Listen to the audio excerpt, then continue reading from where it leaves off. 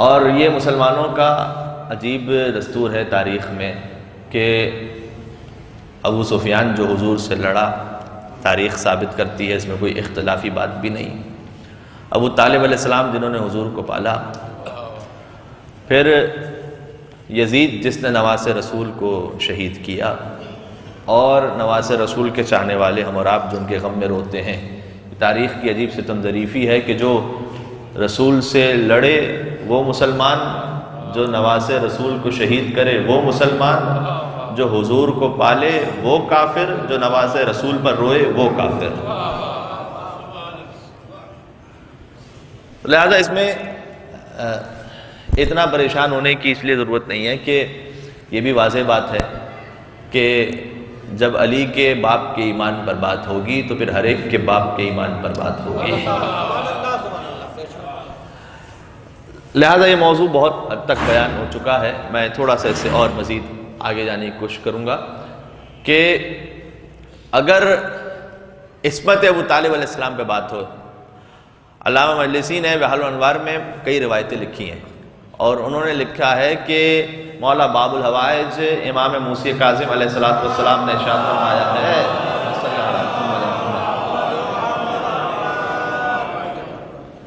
کہ ابو طالب وہ وصی خدا تھے کہ جنہوں نے سابقہ اوصیاء کی امانتیں سرکار ختمی مرتبت کے سپرد فرمائی تھیں۔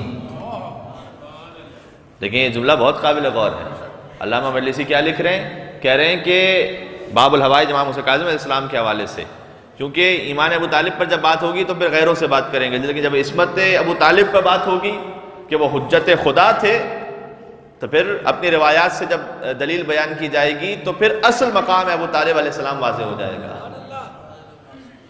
کہ غور فرمائیے گا، ساتھ میں امام نے فرمایا کہ وہ وصی تھے کہ جنہوں نے سابقہ اوصیاء کی امانتیں سرکار ختمی مرتبت تک پہنچائیں، اور علامہ مجلسی یہ لکھتے ہیں کہ یہ امانتیں جن کا امام نے ذکر فرمایا ہے، ایک تو ساری سابقہ آسمانی کتابیں جو مختلف انبیاء پر نازل ہوئی تھیں وہ ابو طالب علیہ السلام کے پاس موجود تھیں۔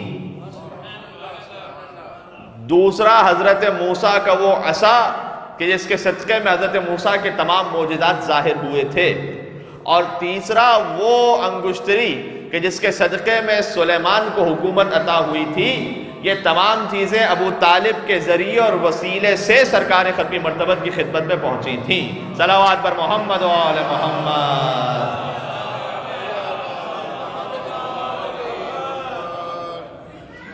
لہذا خود امام باقر علیہ السلام کی بھی حدیث ہے، فرمایا کہ لو رجح اللہم صلی علی محمد و آل محمد لو رجح ایمان ابو طالب علی کفتن وَإِيمَانُ هَذَا الْخَلْقِ عَلَى كَفَّةٍ أُخْرَى لَرَجَحَ كَفَّتَهُ۔ امام نے فرمایا کہ اگر قیامت کے دن جب یہ موقع پیش آ جائے کہ ابو طالب کے ایمان کو ترازو کے ایک طرف رکھا جائے، اور ساری انسانیت جس نے کبھی لا الہ الا اللہ محمد رسول اللہ کا کلمہ پڑھا ہے، ان سب کے ایمان کو ملا کر ترازو کے دوسری جانب رکھا جائے تو لَرَجَحَ إِيمَانَهُ وَكَفَّتَهُ، ابو طالب کا ایمان ان سب پہ غالب آ جائے گا۔ کیوں بھلا عقل سے الزام پہ حیران نہیں کہ کل ایمان کا پدر صاحب ایمان نہیں، اور اگر محسن بانی اسلام اگر کافر ہے پھر تو اس دہر میں کوئی بھی مسلمان نہیں، کیونکہ اگر یہ حجت خدا نہ ہوتے تو توحید کا پہلا جلسہ کبھی عمران کے گھر میں نہ ہو رہا ہوتا۔ دیکھیں آپ غور فرمائیے گا۔ اچھا کہیں اور دور کیوں جائیں، دیکھیں ابو طالب سے بڑھ کر کون صحابی رسول ہو سکتا ہے؟ اس لیے کہ باقی تو وہ تھے کہ جو حضور کے پاس پلتے رہے، اور یہ وہ تھا کہ جو حضور کو پالتا رہا۔ اور صحیح بخاری کی جلد نمبر 3 حدیث نمبر 280، اس میں حدیث لکھی ہوئی ہے، جلد نمبر 3 حدیث نمبر 280، حدیث یہ لکھی ہوئی ہے کہ حضور نے فرمایا کہ جو کسی ایک یتیم کو پالے وہ جنت میں میرے ساتھ ایسے ہوگا، اور حضور نے اپنی انگشت مبارک سے اشارہ کر کے بتایا کہ وہ جنت میں میرے ساتھ ایسے ہوگا۔ غور کرنے کی بات یہ ہے کہ جو کسی یتیم کو پالے وہ حضور کے ساتھ ایسے ہو جائے، اور جو اسی یتیم کو پالے، صلوات پر محمد و آل محمد۔ جناب امیر کا جملہ ہے کہ انا نورہ من نورنا، کہ میرے بابا ابو طالب کا نور ہمارے نور سے تھا. وَخَلَقَ اللَّهُ نُورَهُ قَبْلَ خَلْقِ آدم بِأَلْفِ عام، آدم کا نور آدم کا جب خلق ہوا تھا، پتلا آدم جب خاک سے خلق ہوئے، کہ ابو طالب کا نور آدم سے 2000 سال پہلے پروردگار نے عرش پہ خلق فرمایا تھا. یہ امیر المومنین کا جملہ ہے.